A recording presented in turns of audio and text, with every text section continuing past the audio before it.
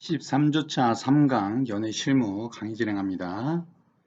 자, 강의 제목은 결혼 예식의 의의입니다. 확인해 보겠는데요. 1강에서는 12장 2절에 해당하는 도면 실습과 작업을 하였고요. 2강에서는 가족모임 교재 제13장 내용을 학습하였습니다. 돌잔치와 약혼식, 그리고 장수양녀인 회감령과 그리고 회혼식에 대해서 자세하게 알아보았습니다. 3강에서는 결혼식 제14장에 해당이 되는데요. 어떤 내용인지 알아보겠습니다. 결혼식을 이해하기 위해서는요, 우리나라의 결혼식의 발전사를 알아야 합니다. 또한 결혼식이란 무엇인가, 여기에 대한 정의도 필요하고요. 그리고 결혼 예식이 갖고 있는 개념, 이 부분도 여러분이 정리할 수 있어야 합니다. 그리고 혼례 문화가 이루어지고 있는 또 연애 산업 중에 가장 꽃이라고 하고 있을 수 있는 결혼 예식장이 생겨난 배경도 여러분 이해할 수 있어야 합니다. 그리고 우리나라 전통 혼례에 대해서 좀 더 자세히 알아보고 그리고 호텔 결혼식에 대해서도 설명할 수 있을 정도의 부분을 학습하도록 하겠습니다. 자, 그러면 우리나라의 결혼식 발전사부터 확인해 보겠습니다. 자, 우리나라의 결혼식은 조선시대 숙종 6년 도암 이제가 편찬한 사례편람의 전통 혼례를 근간으로 하고 있습니다. 이는 구한말 개화기와 일제강점기를 거쳐 자본주의 경제 행위 확대에 따라서 의례 서비스가 상업화하면서 발전하게 되어 왔습니다. 1956년 제 건국민운동본부는요, 일제시대 가정의례 준칙에서 한층 더 간소한 표준 의례를 제정하였고, 1998년 10월부터 특급 호텔 결혼식이 허용되면서 화려한 예식 산업으로 급성장하게 되었습니다. 교재에서는 이 부분 자세하게 설명하고 있기 때문에 혹시 결혼식에 관심 있는 우리 학습자 여러분들은 이 부분 좀 더 깊이 학습하기 바라겠습니다. 자, 그러면 결혼에 대해서 정의를 좀 드려보도록 할게요. 먼저 혼인의 혼은요, 저녁을 의미하는 혼자에서 유래된 것으로 혼례는 어두울 때 행하는 예식이었습니다. 중국의 고서 대대래에 의하면요, 관혼은 사람이 시작이라 했고요, 혼인은 곧 인류의 시초다라는 뜻으로 공자 가어에서는요, 얼음이 녹으면 농상이 시작이 되고 혼례를 치르면 사람이 일을 시작하게 된다라고 그 의미를 두고 있습니다. 즉 혼인제도는 기원전부터 아주 오랜 전부터 시작되었다고 추정이 되는데요. 인류의 근원과 함께 만들어진 제도이다라고 볼 수 있겠습니다. 자, 우리는 여기서 특히 관심이 있어야 될 부분은요. 왜 결혼식을 저녁에 했을까라는 부분인데요. 여기가 이제 보게 되면 여성 여자에다가요. 그 다음에 이제 저녁 혼자가 있습니다. 저녁 혼. 이 이유는 과거에 혼례를 신랑 집에서 하는 것이 아니라 신부의 집에서 했기 때문입니다. 또는 제3의 장소인 결혼식 장소가 없었고요. 이 신부의 집에서 이제 혼례가 이루어졌는데 신랑 집에서 아침에 출발하거나 전날 출발해서 도착하는 시간이 보통 저녁이었기 때문에 저녁에 신랑 측 고객을 맞이하는 그 부분을 이제 상객이라고 하고 있는데 그것을 의미하는 의미에서 이 혼이 저녁 혼으로부터 의미가 있다 정도로 이해하시면 될 것 같아요. 자, 결혼의 정의 중에 1949년 모독이라는 학자의 내용을 지금까지 정의하는데 쓰여지고 있는데요. 이 모독은 이렇게 표현하였습니다. 결혼이란 남녀 두 사람의 사회적인 인정된 성적 및 경제적 결합이다라고 정의하고 있습니다. 즉, 결혼은 사회적으로 승인된 남녀의 성관계이다. 그리고 두 번째는 결혼은 영속적인 관계이다. 그리고 결혼은 권리와 의무의 관계이다.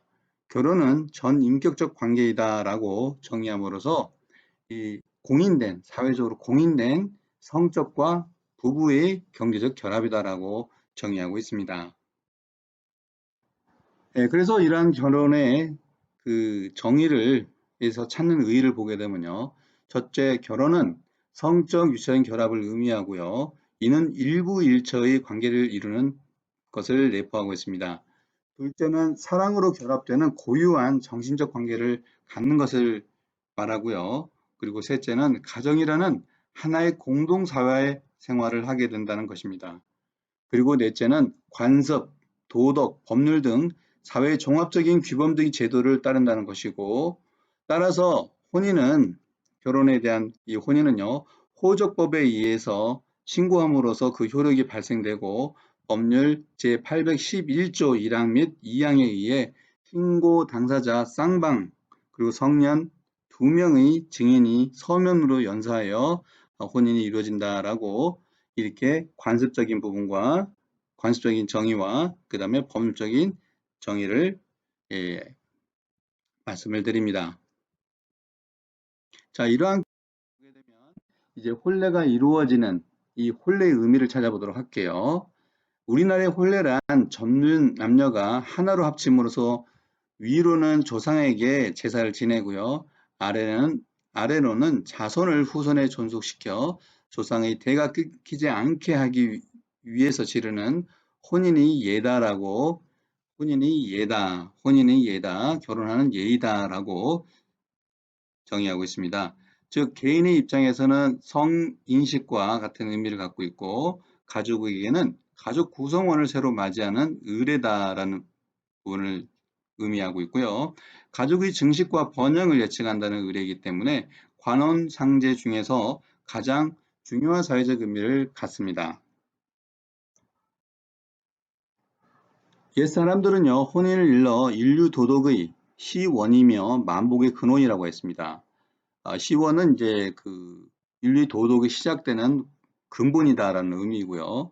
따라서 결혼 예식이라는 것은 남녀가 부부 관계를 맺고자 서약을 하는 의식으로 결혼의 과정을 통하여 가족을 형성하게 되는 하나의 성스러운 절차로 인식하고 있는데, 이 부분은 우리나라뿐만 아니라 다른 나라, 모든 나라의 그 혼례가 이러한 의미를 갖고 있다는 것이 인류의 공통사이다라고 볼 수 있겠습니다.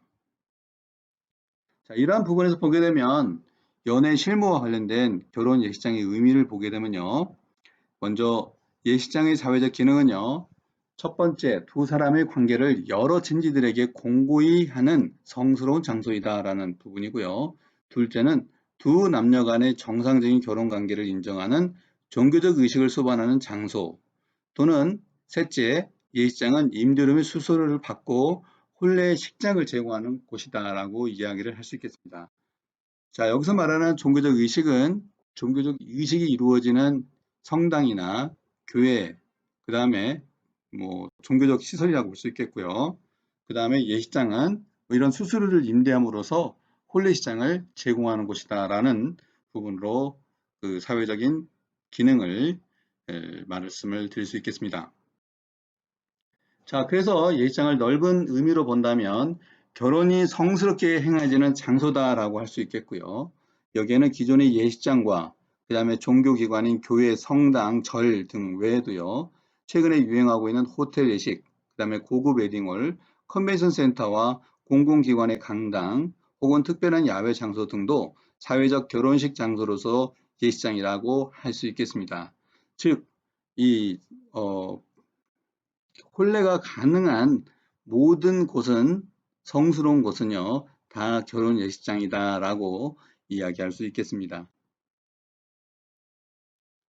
자, 그러면 우리나라의 전통 혼례를 좀 자세히 좀 알아보도록 하겠습니다. 제가 우리나라의 그 결혼식 발전사에서 말씀을 드린 바와 같이 우리나라의 지금의 결혼식은 전통 혼례 사례를 근간으로 해서 개화기와 일제강점기를 거쳐서 또 상업화되면서 오늘날 현대식의 결혼식이 만들어졌다 이렇게 말씀드렸는데요. 그러면 우리나라의 전통 혼례는 과연 어떤 과정이 있는지 좀 자세히 다뤄보도록 하겠습니다.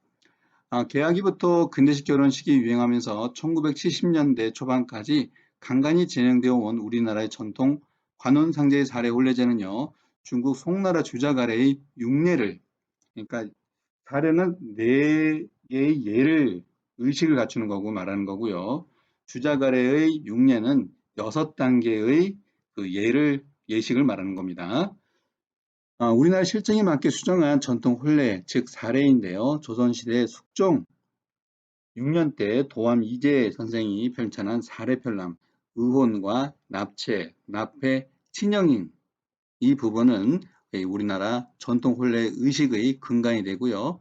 또한 우리나라의 현대식 혼례에 일부 영향을 미쳤다라고 볼 수 있겠습니다. 이러한 부분들이 반영되어 있다라고 이야기. 먼저 의혼부터 알아보도록 하겠습니다. 의혼이란 남녀가 혼인할 나이에 이르게 되면요, 신랑 측과 신부 측에서 서로 혼사에 관하여 의논하는 절차를 말하는 것입니다. 그러니까 혼사가 혼인이 뜻이 있는지를 의논하는 절차가 의혼이다라고 보겠는데요. 가문과 가풍을 중시한 한국의 전통 혼례에서는요, 혼례식에서는 양가에서 중매일을 세워 상대방의 가문과 학식, 인물 등을 조사하고 두 사람이 궁합을 본 다음에 허혼, 결혼을 할지 말아야 할지 대한 여부를 결정했다고 합니다. 여기서 말하는 사주팔자를 가지고 이제 궁합을, 그리고 결혼식 영향을 미친 사람은 바로 중매이라는 것입니다. 대개 신랑 집의 청혼 편지에서 신부 집에서는 허혼 편지를 보냄으로써 의혼이 이루어지고요. 이 과정에서 양가 부모만이 신랑이나 신부의 선을 보았고 당사자들은 서로 얼굴을 보지 못합니다. 결혼 당일날만 이제 얼굴을 보게 되는 거죠. 첫 얼굴을 보게 되는 거죠. 남녀가 혼인할 수 있는 정년기로 사례 편람에서는 남자가 16세에서 30세 사이이고 여성은 14세에서 20세 사이로 의혼한다고 되어 있습니다. 참 매우 낮은 연령이죠. 아마 우리 재학생 여러분들은 벌써 결혼을 다 하신 분으로 볼 거예요. 아마 조선시대에 가 있으면요. 자, 그러면 납체입니다. 자, 이게 납체는요, 혼약이 이루어지면서 사주팔자를 보내고 연기를 청하게 되는데요. 연기는 이제 그 결혼식 날짜를 갖다가 택하는 것을 연기라고 하고 있습니다. 신부집에서 호혼 편지나 전갈이 오게 되면요, 신랑 집에서는 신랑의 사주와 납체문을 작성해서 홍색 보자기에 싸서 보냅니다. 그리고 신부집에서는 사주를 받으면 신랑과 신부의 운세를 가늠해 보고요. 그리고 결혼식 날짜를 택하여 신랑 측에 통보합니다. 즉 보라면 혼례하기 좋은 날짜를 몇 날짜를 이제 신랑 측에 보내드리는 거죠. 그러면 신랑 측에는 신부 측에서 보내온 날짜를 가지고 여러 날 중에 그 중에 이제 선택하는 거예요. 이게 바로 연길입니다. 연길. 이러한 절차가 이루어진 걸 바로 하고 있고요. 자, 양계에서 일단 정혼이 되면요, 성혼하기로 서신을 주고 받은 후에 사주를 보내는 지방도 있고요. 그 다음에 청서를 한 연후에 사주를 보내기도 하며 곧바로 사주를 보내서 혼인을 정하기도 합니다. 오늘날 신랑의 사주 단지를 신부집에 보내고요. 그리고 신부집에서는 택일하여 보내는 것이 납체의 절차인 것이죠. 자, 이렇게 사주를 이렇게 단지를 신부집에서 보내고 그리고 신부집에서는 이제 날짜를 택하여 보내는 것이 바로 납치라는 것을 말씀드립니다. 다음은 이제 납폐인데요. 납폐. 자, 연길과 의지장을 보내는 절차가 끝난 뒤 신랑 집에서는 보통 결혼식 전날 신부용 혼수와 그 다음에 혼서 그리고 물목 등을 넣은 혼수함을 보내는데요. 이 절차를 납폐라고 합니다. 오늘날 요즘에는 이제 혼인 전날 저녁에 함을 보내는 것이 바로 이에 속하는데요. 요즘은 보기 힘들죠. 간혹 가다가 뭐 이렇게 들리는 소리가 있는데요. 함사세요라는 말이 바로 여기서 시작되는 겁니다. 예, 함에 이제 그 혼수와 혼서, 그다음에 결혼식 당일에 필요한 물목들을 갖다가 이제 보내는 것을 이제 납폐라고 하는 거죠. 그러니까 결혼식을 이제 신부집에서 치룰 수 있도록 여러 가지 물품을 보내는 것, 이런 것을 이제 납폐다라고. 자, 신부집에서는 대청에 상을 놓고 홍보를 펴서 떡시루를 올려놓고 기다렸다가 함이 도착하면요, 상위에 놓았다가 방으로 들어갑니다. 그래서 어떻게 돼요? 이제 신랑 친구들이 이때 이제 들어가기를 이제 그 함을 이제 파는 거죠. 함을. 그래서 이렇게 해서 이제 술값을 이제 그 신부 측으로부터 이제 받아서 그걸로 이제 그 어, 그날 그 함이 들어가는 날을 또 친구들과 함께 시간을 보내기도 합니다. 자, 혼서는요, 신부에게는 무척 소중한 거로서 일부 종사의 의미를 또 일생 동안 간직하다가 죽을 때까지 관 속에 넣어가지고 간다는 의미를 가지고 있습니다. 다음은 이제 그 친형인데요. 이제 오늘날 이제 결혼식이죠. 친형은 이제 신랑이 신부를 맞이해 온다는 뜻으로 신랑이 신부집에 가서 혼례를 치르고 신부를 맞이해 오는 예로서 요즘의 결혼식입니다. 그러니까 신랑이 신부 댁에 가서 혼례를 치르고 신부를 이제 모시고 오는 거죠. 이게 이제 우리나라 전통 혼례의 기본적인 그 절차였어요. 신랑은 새벽에 일어나서 사실을 사당에 고하고요. 아버지에게 교훈을 받고 신랑은 사무관대를 하고요. 신부집으로 장가들러 갑니다. 그리고 또 여러 친지들이 또 후행에 따라 가게 되죠. 신부집 동네에 들어서게 되면 혼례 시각까지 대기하게 되는데요. 이곳을 사처라고 합니다. 이게 왜냐하면 제 결혼식이 저녁에 이루어지기 때문에 후행으로 온 사람들을 상객, 아주 높은 고객, 높은 손님이라고 생각을 하고요. 신부집에서는 사초에 술짝을 내놓고 정해진 시각이 되면 신랑은 안부, 기러기 아비의 안내를 받으며 신부집으로 향하게 됩니다. 신령은 전환예와 교별의 합근예의 순서로 행해지고 주례자가 홀기에 따라 식을 진행하게 됩니다. 여기서 말하는 홀기란 것은요, 그 집회 또는 제례 의식에서 그 진행 순서를 적어서 낭독하게 하는 기록을 말한 겁니다. 그래서 기록에 의해서 순서에서 진행하는 것을 말하는 것입니다. 그러면 교배상 먼저 보게 되면요. 교배상에서 차려주는 것은요, 지방이나 가정에 따라서 다릅니다만 일반적으로 다음과 같이 차립니다. 사철나무, 대나무, 동백나무를 꽂아 상 좌우에 놓고 촛대 한 쌍에 청홍색 촛불을 킵니다. 그리고 큰 상에는요, 혼례식이 끝나면 신랑에게는 큰 상을 차려 축하하는데 높이 고이기에 고배상 또는 망상이라고 합니다.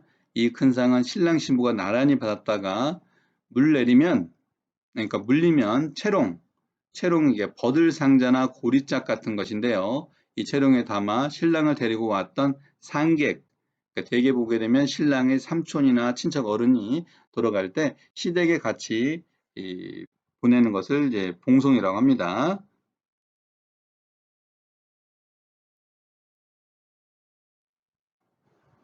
다음은 이제 이바지 음식과 이제 패백 음식입니다. 어, 이바지 음식에 대한 의미와 패백 음식에 대한 의미 각각 알아보도록 할게요. 먼저 이바지 음식은 정원을 약속한 후 혼례를 올리기 전에 그 신랑 집에서 신부 집으로 혼인에 필요한 물자를 보내는 것으로 그 신부 측에서 사용한다는 특별한 통고가 없는 한 짝수일을 택하여 보내는 음식을 말하죠. 즉 신랑 집에서 신부 집으로 보내는 그 혼인에 여러 가지 이제 그 손님들이 많이 오실 거 아니에요. 그때 필요될 그런 음식들을 신랑 집에서 이렇게 음식과 같이 보내는 것을 이제 그 이바지 음식이라 하는 거예요.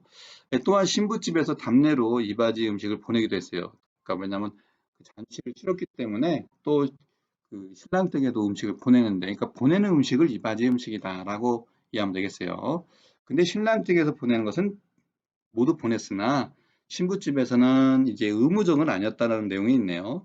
그 물품에 대해 있어서는요, 지역과 집안의 경제 형편에 따라 차이가 있었습니다만 대체로 쌀, 닭, 돼지, 술, 달걀 등이 주요 품목이었다고 합니다. 패백 음식은 무엇일까요? 패백 음식은 이제 혼례를 치르고 신부가 시부모와 시댁 식구에게 처음으로 인사를 드릴 때 올리는 특별한 음식으로 예전에는 신부 댁에서 이바지 음식과 패백 음식을 만들어 갔으며 집안이나 지방에 따르는 물건이 달랐지만 대개 서울에서는 청주, 그다음에 대추, 쇠고기로 만든 편포를 가지고 갔고요. 지방에서는 편포 대신 패백닭을 가지고 갔습니다. 당시에는 이제 이런 닭들이 매우 귀한 음식이었고요. 포도 굉장히 귀한 음식이었습니다. 자, 이렇게 이바지 음식과 패백 음식을 정의할 수 있겠죠.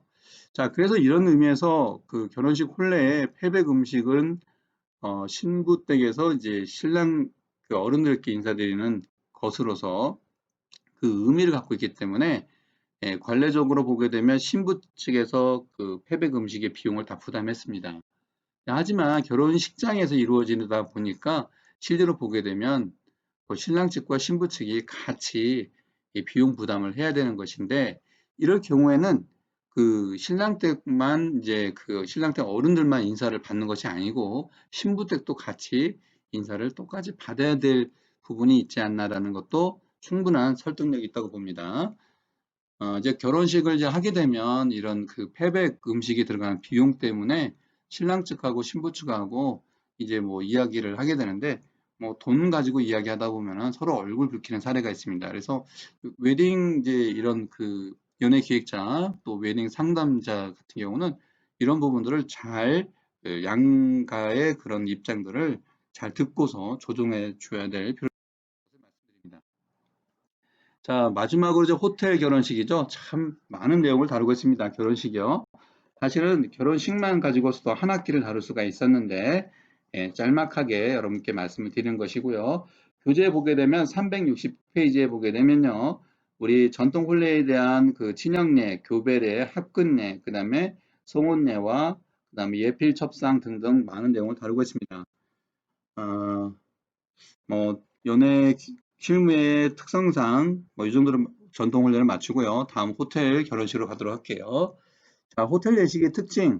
먼저 첫 번째 호텔 예식 주요 고객을 보게 되면 호텔 예식은 주로 그 호텔에 찾는 고객과 그다음에 그 예식 이용객의 가까운 친척이나 지인에 의해 소개를 진행되는 경우가 많습니다.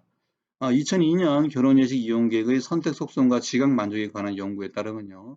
호텔 예식을 이용한 고객의 이용 원칙은 TV나 라디오 광고, 광고탑, 전문 잡지, 호텔 지배인의 영업보다는요. 가까운 친인척이나 친구에 의해 이용되는 사례가 전체 이용객의 약 70%를 상회한 것으로 나타난 것은 큰 의미를. 호텔 예식의 이용 방법을 보게 되면요. 고객이 방문에 의해서 이루어진 경우도 있고 호텔의 홈페이지를 이용한 인터넷 문의나 전화 방문에 의해서 혼례가 가능한 일자를 확인하고 상담하게 되는데 최근에는 호텔 예식을 선호하는 고객들을 대신하여 전문적인 웨딩 상담사 또는 웨딩 디렉터 또는 웨딩 플래너라고 하는 그런 그 장소 섭외와 뭐 기타 웨딩을 이제 설계해 주시는 분들이 있는데 이 분들이 대신하여 신랑 신부를 대신하여 장소 섭외가 이루어지는 경우가 매우 늘고 있습니다. 이것도 전문 직업에 잡았고요. 자, 호텔 예식은 일반 예식과의 큰 차이점이 진행 시 예식과 필연이 같은 장소에서 이루어진다는 것입니다.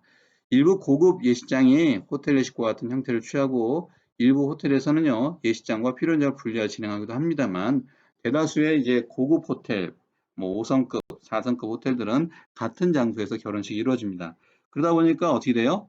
예, 대신에 단가는 굉장히 높습니다. 그래서 호텔 예식은 하루에 2번, 그 다음에 예식을 점심과 저녁으로 나누어서 진행이 되기 때문에 예식과 피로인이 가능하고요. 세련된 종업원의 서비스를 받을 수 있는 장점이 있습니다.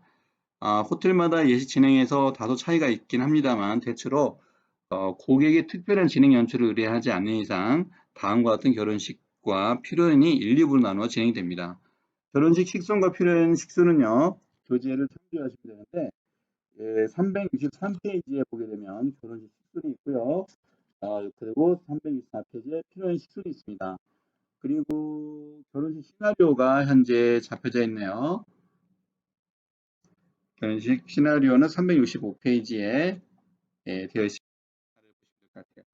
자, 지금까지 있는 내용 정리하게 되면요. 우리나라의 결혼식은 조선시대 숙종 6년에 도암 이재 선생이 편찬한 사례 편람이 전통 혼례를 근간으로 하고 있다고 말씀드렸고 이는 구한말 개화기와 일제강점기를 거쳐서 자본주의 경제형이 확대에 따라서 의례 서비스가 상업화되면서 발전되었다.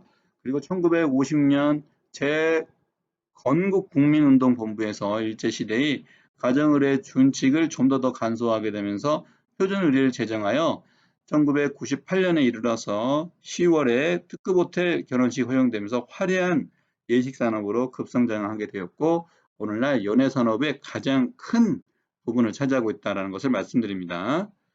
자, 그리고 호텔 전통 혼례에 대해서도 말씀드렸죠. 중국의 송나라 주자가리 6례를 우리나라 실정에 맞춰서 수정한 것이 바로 전통 혼례이고 조선시대 도함 이재 선생님 편찬한 사례편람, 의혼, 납제, 납해, 친형의 그 혼례식이 근간이 된다는 것을 말씀드렸습니다. 자, 다음 마지막 주죠. 마지막 주. 마지막 주는 국제회의 그리고 학술 대회 그리고 이제 디너쇼 기획하는 부분까지 다루고요. 과정을 마무리하도록 하겠습니다.